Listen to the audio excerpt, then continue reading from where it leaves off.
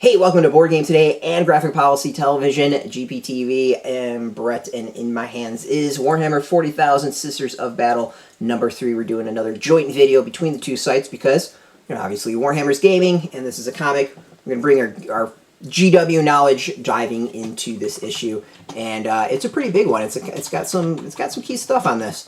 Written by Torunn, Grønbekk, Edgar Salazar is the artist, Arif, Prianto is the colors, Clayton, Cowles is the letter. So the issue, I think, is really, really interesting, and the reason I think it's interesting is for a little bit of what it reveals. So the overall story is there's this group of sisters that have been dumped on a planet, the planet Sissia. An inquisitorial acolyte has gone missing. They're trying to go get the acolyte back. They're also trying to figure out why the hell all chaos is breaking out on this planet. Literally, chaos is breaking out on this planet. As they go up against various chaos cultists. But I think what's interesting in this issue is that it does something much like the previous volume did. The previous volume rewrote what we knew about Marneus Calgar. We learned a ton about the character. We learned, the truth about the character. Well, this one isn't as focused on an individual. It is more about a squad of sisters, but leading that squad is Canoness Viridian. And we get to learn a bit about the Candace and why she has her bionic eye. And honestly, I don't know if that's ever been revealed. It's been a very long time since I've read old school Sister Battle Codex, which I don't... She might have been. She actually probably would have been in, because, she was on the cover, wasn't she? And the latest one, I've read a good chunk of it, but I'm not quite sure... The latest two, I guess, right? Because the latest two.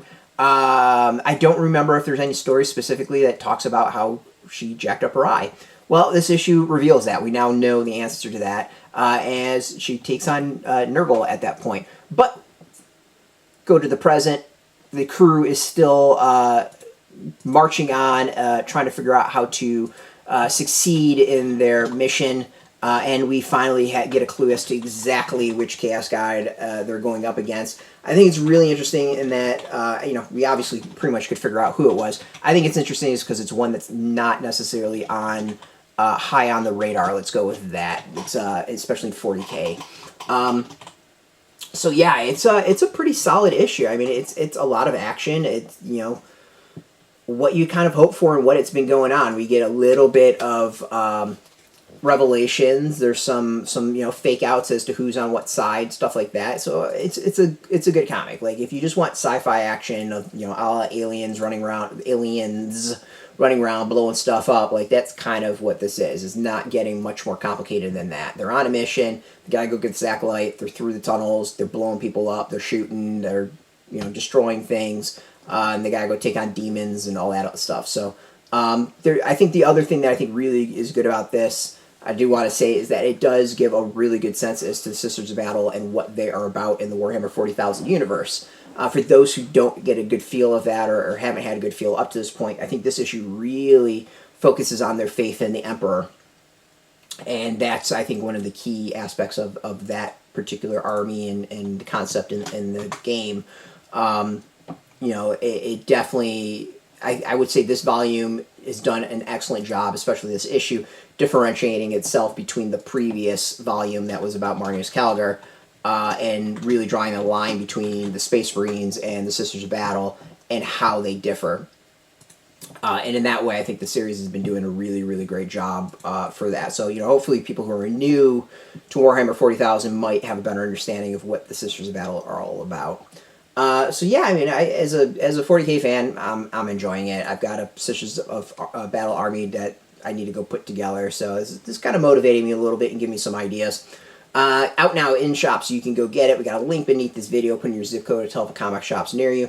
No shop, no problem. We do have some links as well. That'll be affiliate links. They are affiliate links, so we get a small percentage by doing that. You'll support our site, so thank you. Just watch our videos support us, so thank you for that. If you are into board games, miniature games, card games, trading card games, role-playing games, check us out every single day at boardgametoday.com. We're on Twitter, Facebook, YouTube, and Instagram, and Tumblr, all at Board Game Today. If you're into comics, graphicpolicy.com, YouTube, Tumblr, Facebook, Twitter, all that stuff, all at Graphic Policy, keeping it nice and consistent. Until next time, keep rolling those dice, get your game on, keep reading those comics, most importantly, keep it geeky.